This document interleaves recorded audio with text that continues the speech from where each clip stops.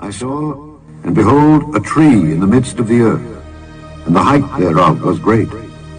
The tree grew and was strong, and the height thereof reached unto heaven, and the sight thereof to the end of all the earth. The leaves thereof were fair, and the fruit thereof much, and in it was meat for all. The beasts of the field had shadow under it, and the fowls of the heaven dwelt in the boughs thereof, and all flesh was fed of it. I saw in the visions of my head upon my bed, and behold, a watcher and an holy one came down from heaven. He cried aloud and said thus, Hew down the tree and cut off his branches, shake off his leaves and scatter his fruit. Let the beasts get away from under it, and the fowls from his branches. Nevertheless, leave the stump of his roots in the earth, even with a band of iron and brass in the tender grass of the field. And let it be wet with the dew of heaven, and let his portion be with the beasts in the grass of the earth.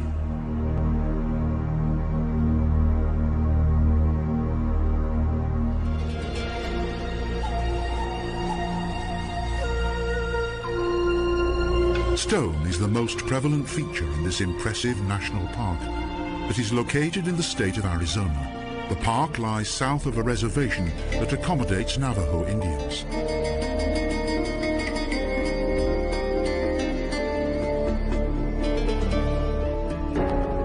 This region owes its name to the park's main attraction, a rare and natural phenomenon that has transformed wood into stone.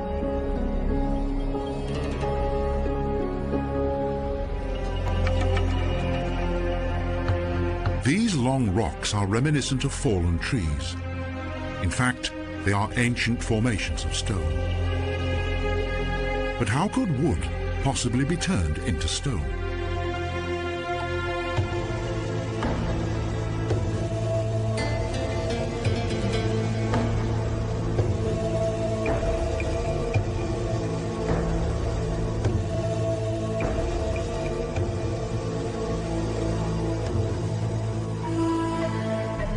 Long ago, this landscape was covered by a dense forest. Mighty rivers cut across the terrain. Water caused by heavy flooding forced dead trees to float to a low-lying swampland.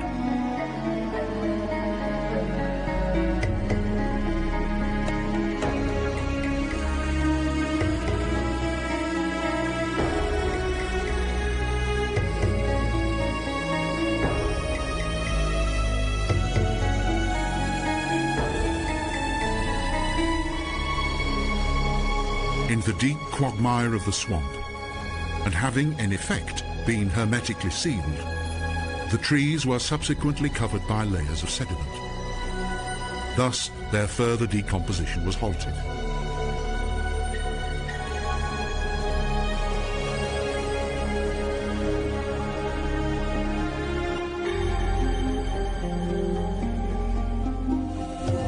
Mud, sand, and volcanic ash settled above the trees that gradually absorbed minerals from the surrounding moisture.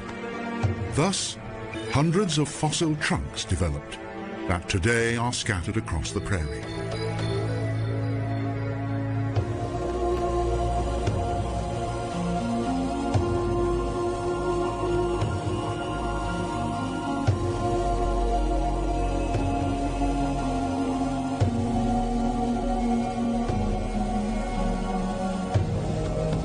Today, the petrified forests, formerly tall conifers, are the most common examples of this stone world of plants that dates back to prehistory.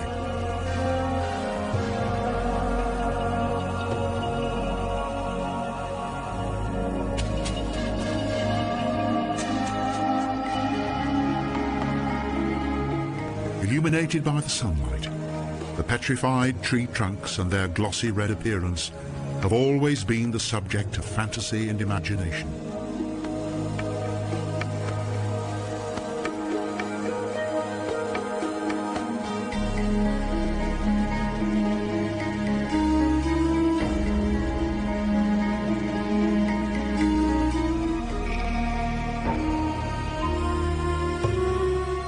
The largest examples of fossilized wood in the national park indicate that in prehistoric times, many of the trees grew to a height of 60 meters.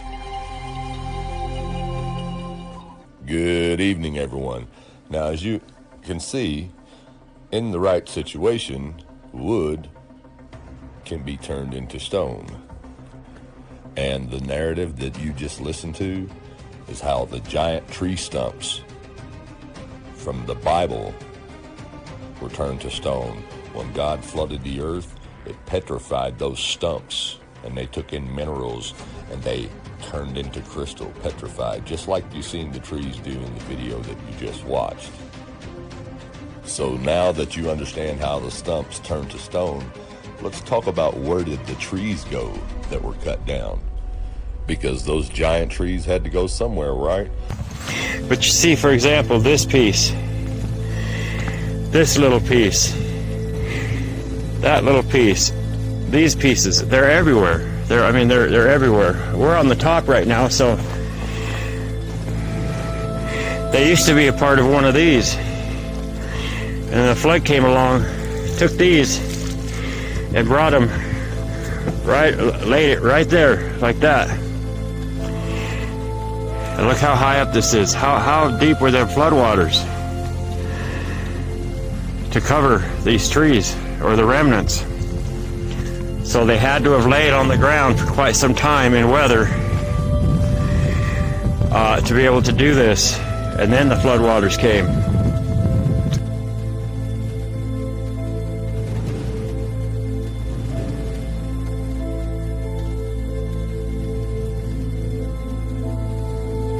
So I got to film part of this again, because sometimes you don't come across things as extraordinary as this, especially things that don't have the moss and stuff on them that hide the color.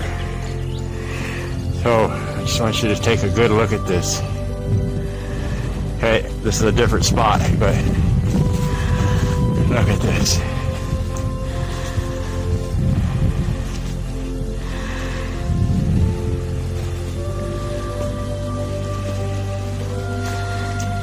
I'm gonna walk around down here, and you know, some people would never get to see this in a lifetime.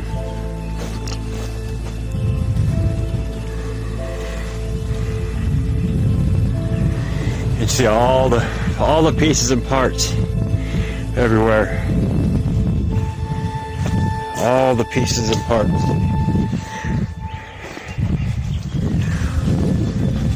Look at this.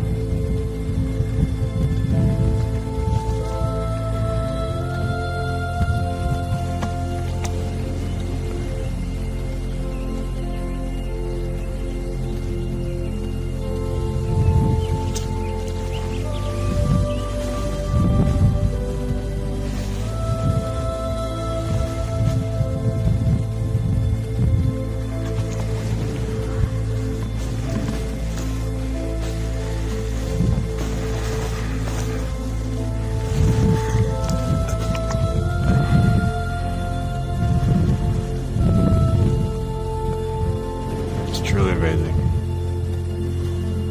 Wow.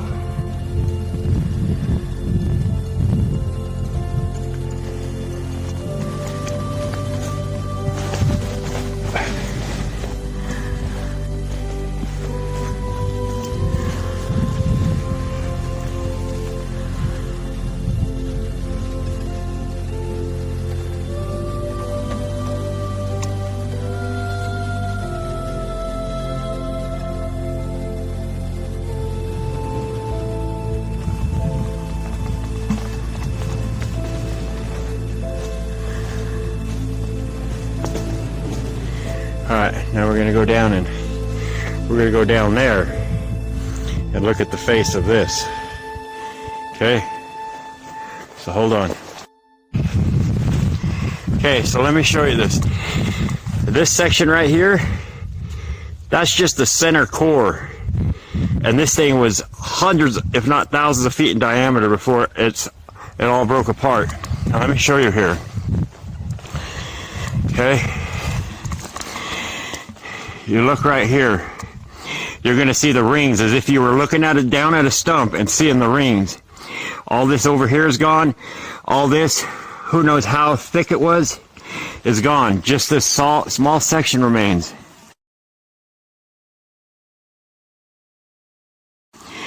And you see the radius rings as if they would go around this like that. So much is gone, and these used to come all the way up and around. There used to be more on top that would go around. But that's a pretty good example. That's the inner core. And that's just part of a branch that goes back.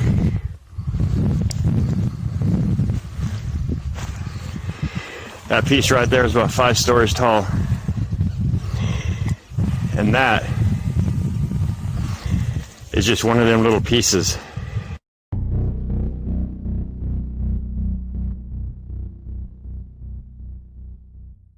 All these little pieces you see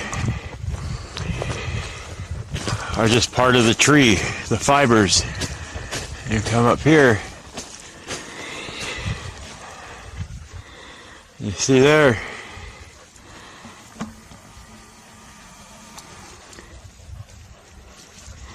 it's just how the tree breaks down.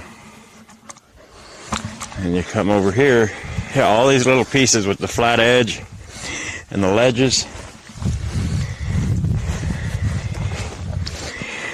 And this is a small one. This would be one of them gaps you can walk through. It's a small one. Some of them, the pieces are so large. Like, we're gonna walk this whole hill right here, all the way down, cut across, and cut up on there. But that hill over there is like one of these pieces. It's not a whole tree, it's just pieces that are broken down. And then you'll see that over time, this piece will break off, and they keep breaking apart into pieces like fibers. Okay? So I actually found this stump right here just to give you a visual. But you got to remember, these are parts of the branches. So you see the rings, part of the radius here. All this was connected at one time. All this was massive. And then pieces broke off and dispersed. So you see right here, okay? So this is a stump, and the rings go this way. Not always, but most of the time. So if you were to put that piece up there, the rings here are going in a semicircle. Same as that. This would be like one little piece of the rings here going around. And then all the rest of it's gone. It's just what happens. This thing here is so massive. I told you, it's like the fibers.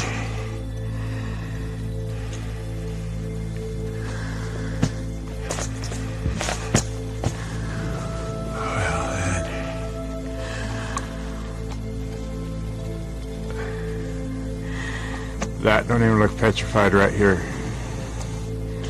Looks like driftwood.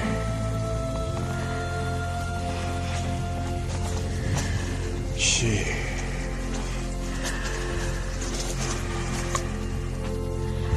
Yeah, that does not even look petrified.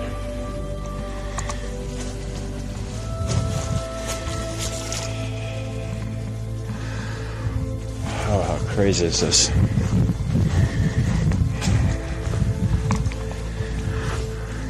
Hold on. Sorry about spinning around. Just trying to get a better angle for you. This is so massive. That's at least 60, 70 foot tall.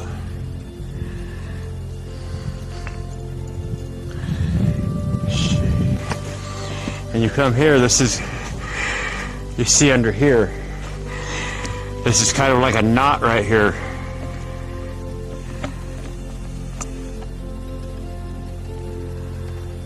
See that? And there's part of a ring laying right there.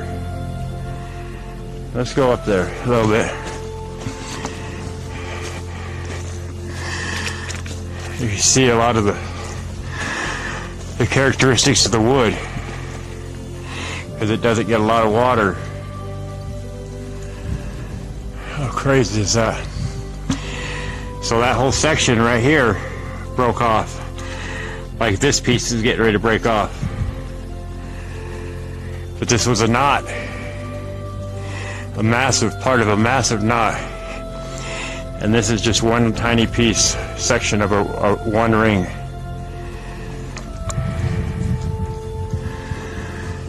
Holy moly.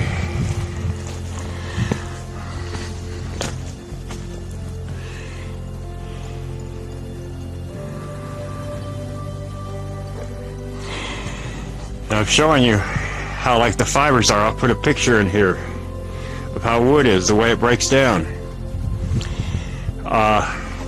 Providing it's straight grain. If not, you get into all kinds of different things. Look at that tree ring. This is really incredible. You see here, these are like the fibers. You know, if you could see the vastness, the size of these, it is just beyond incredible.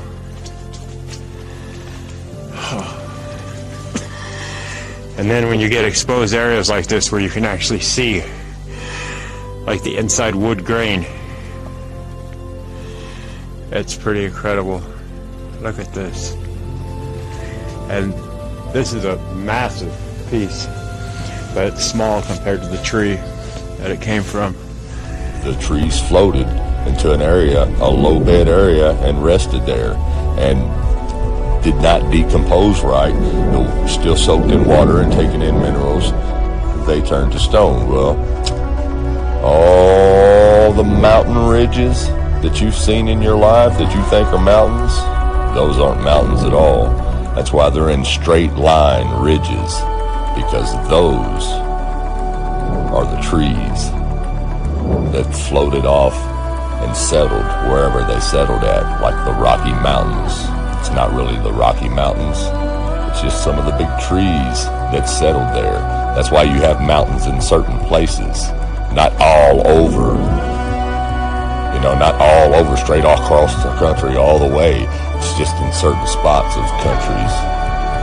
And that's where those trees settled at. And what you think are mountains, those are the giant trees that were cut down by the Watchers, the Holy Ones, just before the flood. Just before the flood, they were cut down.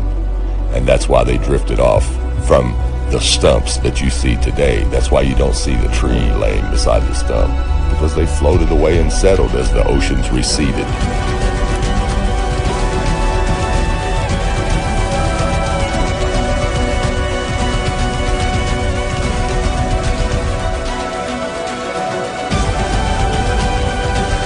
Everyone, thanks for watching.